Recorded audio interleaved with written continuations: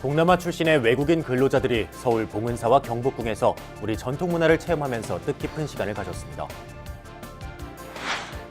현대 물리학의 근간을 이루고 있는 불교 세계관을 조명하는 자리가 마련됐습니다. TBS 불교방송이 해마다 개최하고 있는 전통차와 사찰음식 대축제가 오는 16일 서울 수국사에서 열립니다. 중국의 전통 무술인 우슈와 태극권의 국내 보급을 활성화하는 방안이 본격 추진됩니다. 6.13 지방선거 기획보도 오늘은 인천시장 선거전을 살펴봅니다.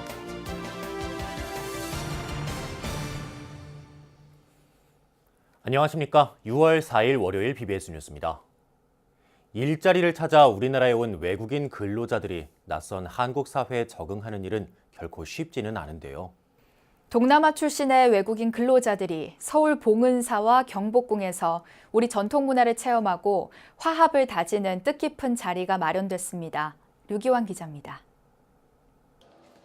미얀마, 베트남, 태국, 네팔 등 남방 불교국가 출신의 외국인 근로자 200여 명이 강남 봉은사에 모였습니다.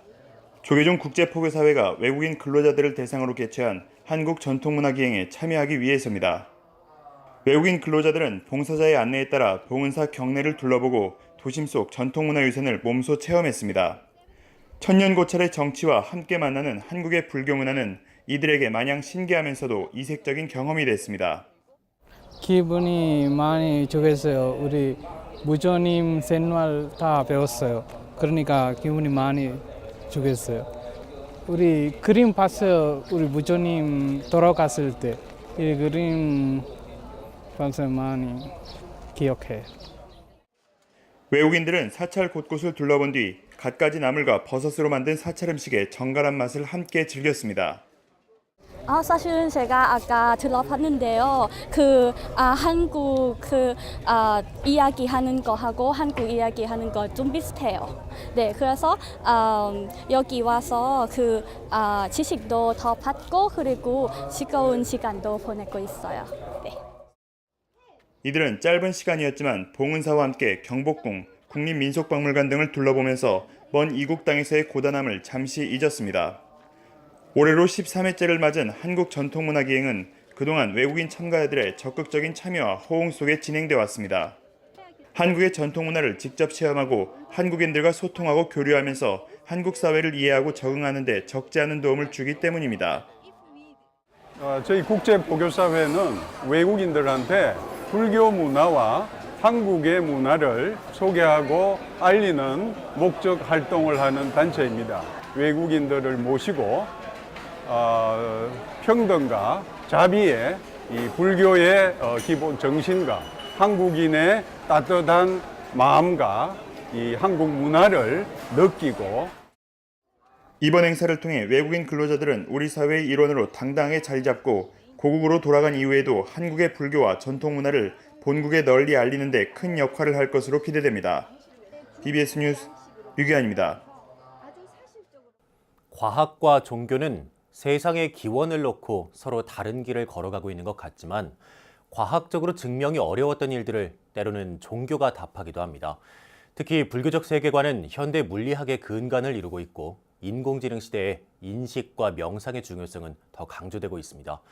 불교를 통해 바라보는 물리학의 세계, 홍진호 기자가 전합니다. 서울대를 졸업하고 미국에서 박사학위를 받은 물리학자 소광섭 서울대 명예교수. 대한불교진흥원의 화요 열린 강좌에 강사로 나선 소 교수의 발언은 신선했습니다. 세상의 기원과 관련해 정설로 받아들여지고 있는 빅뱅 이론조차 물리학에서 아직 규명이 안 되고 있다며 일반인들의 상식을 뒤흔들었습니다. 과학자들은 지금으로부터 150만 년 전 태초에 대폭발이 일어났다고 세상을 설명했지만 대폭발 순간에 대한 증거가 없는 등 이론 물리학은 정체 상태라는 겁니다.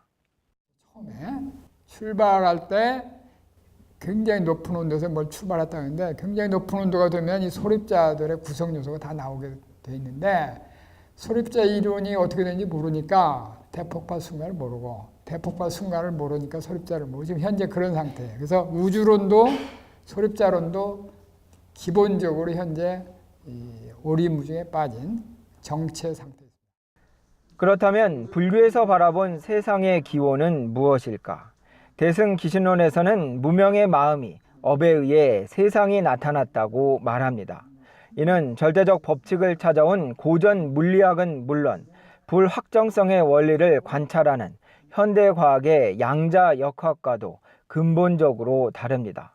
세상의 출발은 마음, 즉 인식의 주체가 먼저이고 과학이 제시하는 대상은 그 이후에 존재한다는 뜻입니다. 소 교수는 개인적 견해라는 단서를 달았지만 현대 물리학이 풀지 못한 자연현상을 푸는 해법이 불교에 있다며 서양 과학에 대한 맹목적 믿음을 경계하라고 지적했습니다. 20세기 전까지는 이게 하나님이 주신 진실이라고 서양 사람도 생각했었고 진리라고. 우리도 대부분 서양 거 배웠으니까 그냥 서양 거 우리는 배웠을 뿐이에요. 배워서 우리가 과거에 부처님의 말씀이 마음이 어떻고 이렇게 했는데 그런 건 다 뭐 옛날 거고 서양에서 배운 과학의 진실이다.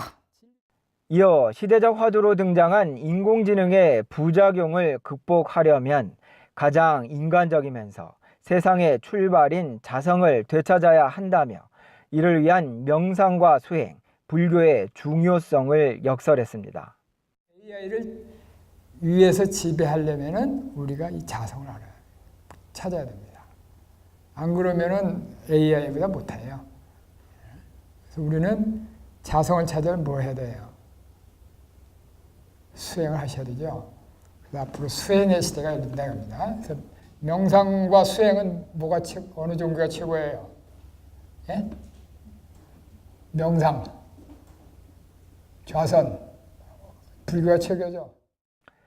뉴턴의 만류인력 법칙처럼 그 시대의 진리처럼 받아들여지던 물리학은 아인슈타인의 상대성 이론 등을 거쳐 정체 상태에 빠졌습니다. 물리학자가 제시한 불교적 세계관과 인공지능 시대의 해법은 왜 불교를 많은 이들이 가장 과학적인 종교로 지칭하는지를 여실히 보여줬다는 평가입니다. BBS 뉴스 홍진호입니다. 서울 도심의 산사에서 전통 차와 사찰 음식을 맛보고 우리 전통 문화를 체험할 수 있는 축제 한마당이 펼쳐집니다. BBS 불교방송과 사단법인 한국차인연합회는 오는 16일 오전 11시부터 서울 은평구 수곡사에서 서울 시민과 함께하는 차문화 대축제 6월의 향기로운 차 이야기 행사를 개최합니다. BBS 불교방송이 해마다 부처님 오신 날을 전후해 서울시의 후원을 받아 마련하고 있는 행사에서는 우리의 다양한 전통 차를 맛보고 다식 만들기와 향랑 주머니 만들기 등 우리 전통 문화를 직접 체험할 수 있습니다.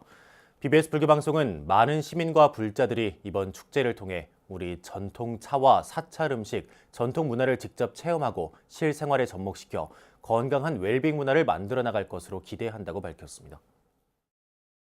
중국의 전통 무술인 우슈와 태극권의 국내 보급을 활성화하는 방안이 본격 추진됩니다. 박창범 대한우슈협회 회장은 아시아 우슈연합회 비전 2018 우슈 태극권 활성화 포럼 기조연설에서 대도시와 농어촌 등 전국 100개 지역을 선정해 태극권 이론과 실기로 구성된 수련 프로그램을 운영하겠다고 밝혔습니다.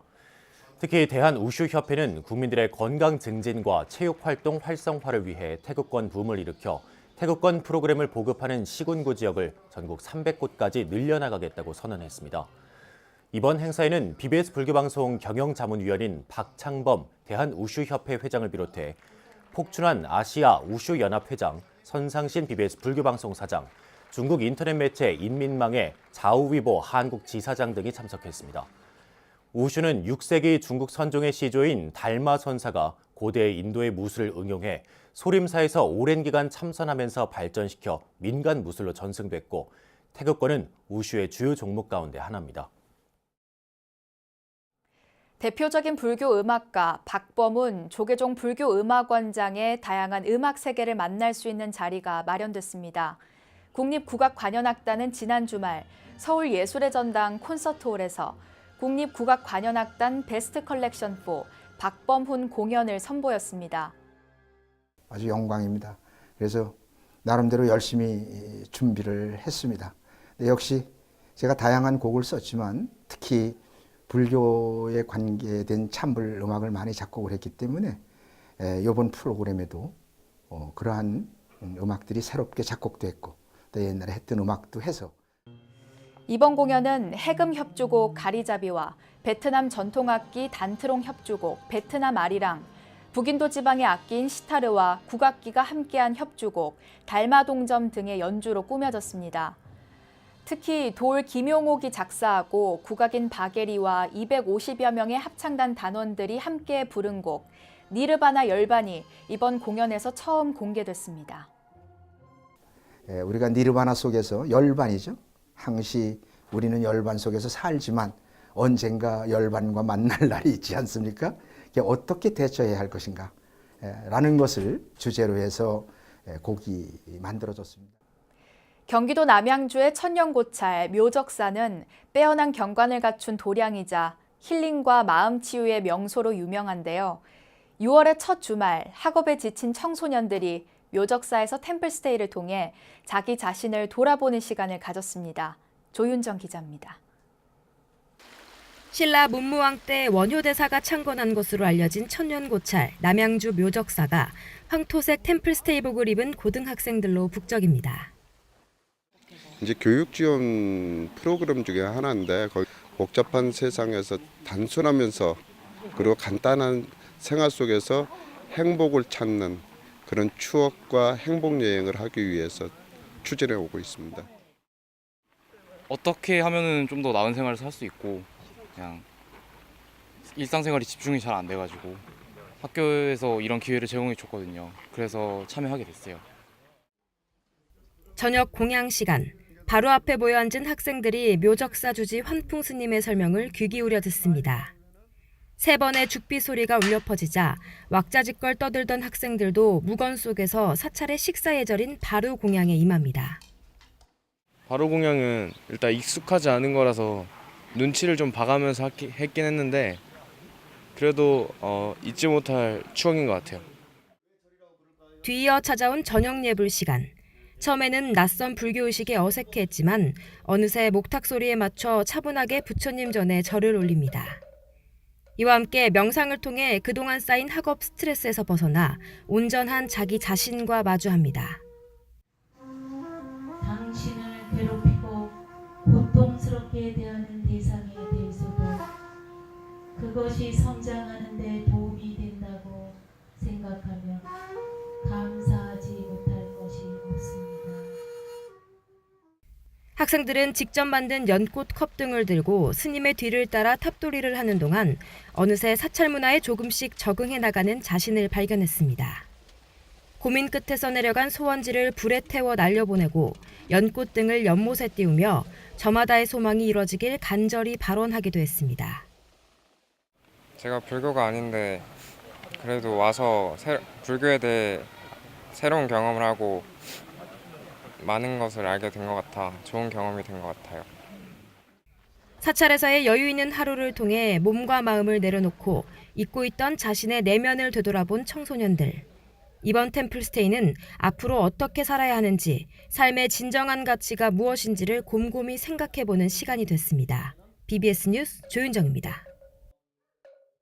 신라를 대표하는 사찰 경주 황룡사의 출토 유물들을 한자리에서 만날 수 있는 특별전이 열렸습니다.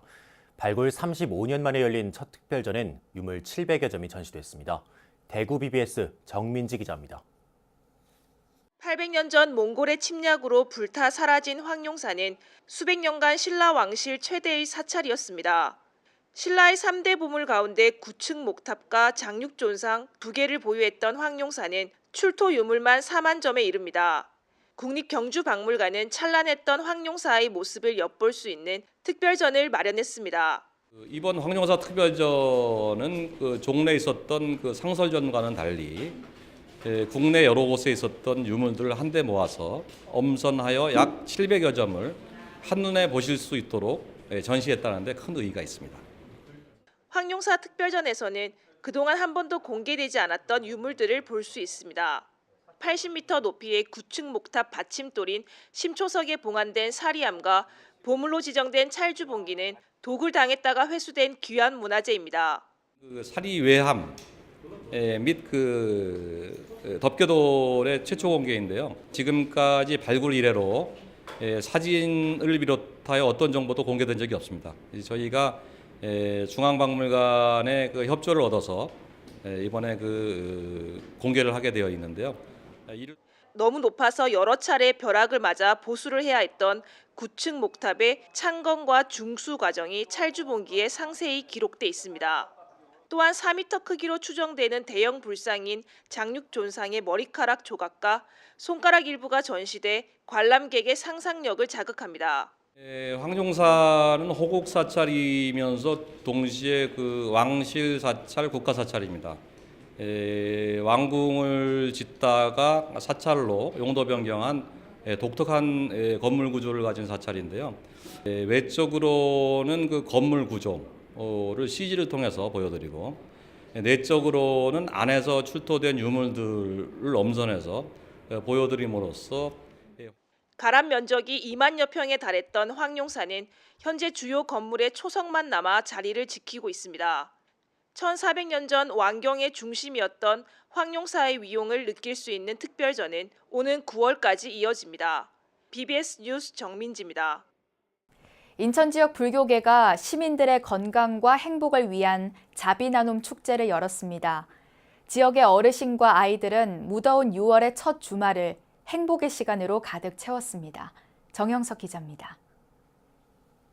인천 연수동에 자리 잡은 연수문화공원. 대중가수 송대관 씨의 흥겨운 히트곡들이 무대 위에서 잇따라 울려 퍼집니다. 때이른 무더위를 피하기 위해 그늘막 안에 있던 어르신들이 자리에서 일어나 덩실덩실 춤을 추기 시작합니다. 인천 지역 최초의 불교 복지단체인 사단법인 미추홀 공덕회가 마련한 인천 행복나눔 대축제. 수미정사와 영산정사 등 지역 불교계가 뜻을 모아 처음으로 개최한 행사입니다. 모이신 분들이 연수과 남고 어르신들 다 모였어요. 그래서 이런 의미에서 볼 때 동서가 화합되고 영남 호남이 또 조화롭게 화합되고 또 통일됐으면 좋겠다 하는 의미에서 행복나눔 대축제를 개최하게 됐습니다. 미추홀 공덕회의 청소년 봉사자들은 정성이 듬뿍 담긴 맛 좋은 음식들을 할머니, 할아버지들에게 직접 대접하고 배불리 한 끼 식사를 마친 어르신들은 마음까지 넉넉해졌습니다. 기분 좋아요. 그리고 이런 동네들 이렇게 대우해 주는데 얼마나 감사해요. 자식들도 안 해주는 이 대우를 너무 감사해요. 공원 한쪽에선 장터 마당도 열렸습니다. 책 한 권의 가격은 겨우 200원에서 1,000원. 몇 번 입지 않은 옷가지들도 나와 싼 값에 팔려나갔습니다. 도예 체험과 목걸이 만들기 등의 다양한 프로그램 부스도 마련돼 아이들에게 큰 인기를 얻었습니다. 동생이랑 이렇게 색칠도 해서 재미있는 것 같아요. 미추홀 공덕회는 행사를 통해 모은 수익금 전액을 지역 주민들을 위해 쓰겠다고 밝혔습니다. 또 불교가 지역 주민들에게 좀 더 가까이 다가갈 수 있도록 매년 행복나눔 대축제를 열 계획입니다. 앞으로 이런 나눔 행사라든지 또는 또 이런 아까 말씀 무슨 우리가 장터, 프리마켓 쭉 같이 해서 불교를 알리고 나눠주고 이렇게 음식을 공양하고 즐겁게 하루를 보내는 게 의미가 있다고 보아집니다. 인천 지역은 그동안 이웃 종교에 비해 상대적으로 포교가 뒤처진다는 지적이 꾸준히 제기돼 왔습니다. 온 가족이 함께한 행복나눔 대축제가 인천 지역 포교 활성화에 새로운 바람을 몰고 올 수 있을지 관심이 모아지고 있습니다. BBS 뉴스 정영석입니다.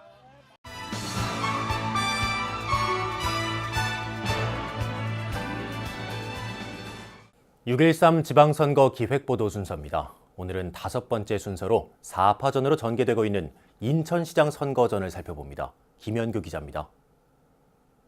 300만 인구의 인천광역시는 정치권에서 민심의 풍향계로 통합니다. 외지 출신이 골고루 거주하는 유권자 분포로 전국 단위 선거의 승패를 정확히 가늠해 볼 수 있는 곳으로도 여겨집니다. 이번 지방선거의 인천시장 쟁탈전에는 중량감 있는 여야 정치인을 중심으로 모두 4명의 후보가 출사표를 던졌습니다. 공식 선거전 초반 분위기는 재선 국회의원을 지낸 친문재인계 민주당 박남춘 후보와 현직 시장인 자유한국당 유정복 후보 간 양강 구도로 전개되고 있습니다. 여기에 재선 국회의원 출신의 바른미래당 문병 후보가 변화와 민생을 강조하며 추격하고 있고 정의당 김웅호 후보가 노동계 등을 집중 공략하며 도전장을 던졌습니다. 이들 후보 모두 5대 공약에 포함시키며 핵심 현안으로 삼고 있는 것은 복지 확대입니다. 사람 중심 복지를 내건 박남춘 후보는 인천만의 복지 기준과 종합적인 복지 대책 수립을 공약했습니다. 그래서 복지는 너무나 소중한데 우리 인천이 자체의 복지 기준선조차 없어요.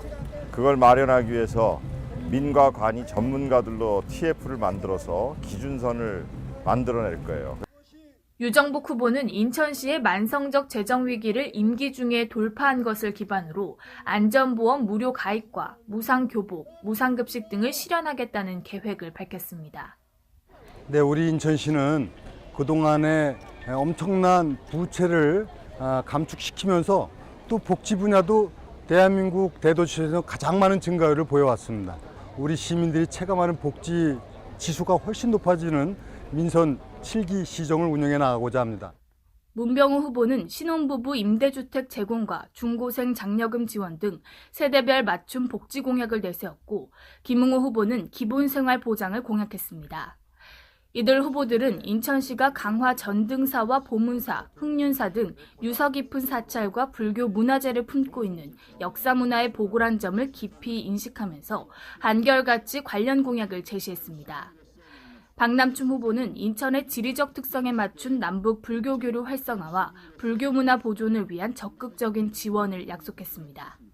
특히 그 교류를 하는 데 있어서 불교가 굉장히 큰 역할을 할 수 있다고 생각해요. 전통 사찰로 보존할 필요가 있는 데는 중앙정부 문화체육부하고 같이 협의하고 해서 잘 보존해 가도록.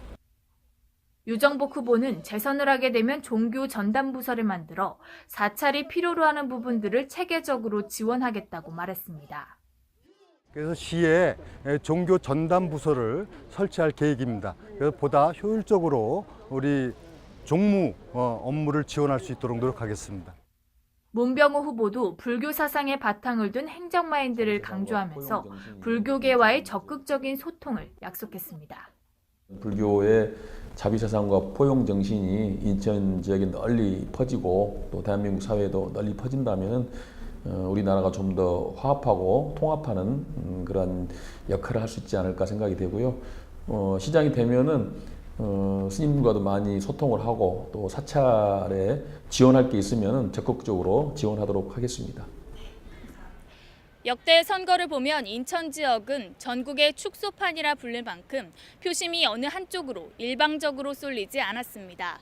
이번 인천시장 선거는 투표 하루 전 예정되어 있는 북미 정상회담 결과와 각 진영 지지층 결집 여부가 막판 변수가 될 것으로 보입니다. BBS 뉴스 김현규입니다. 8년 전 원적에 드신 법정 큰 스님은 당신이 떠나시고 난 뒤 세상에 당신의 글이 남겨지는 걸 극도로 싫어하셨습니다. 말 빚이라고 하시며 남김없이 모두 거둬들이고 싶어 하셨죠. 그러나 남은 우리는 욕심이 많았습니다. 스님이 못 답해낸 글들을 찾고 또 찾아 기어이 책으로 엮었습니다. 법정 스님이 생애 마지막 시간을 보낸 강원도 산골 시절, 스님이 지니고 있던 메모와 편지 글들이 다시 빛을 보게 됐는데요. 특히 이 책에는 법정 스님이 원적에 드시기 전에 남긴 임종계가 처음으로 공개돼 있습니다. 스님, 임종계를 남기시죠. 분별하지 말라. 내가 살아온 게 그것이니라.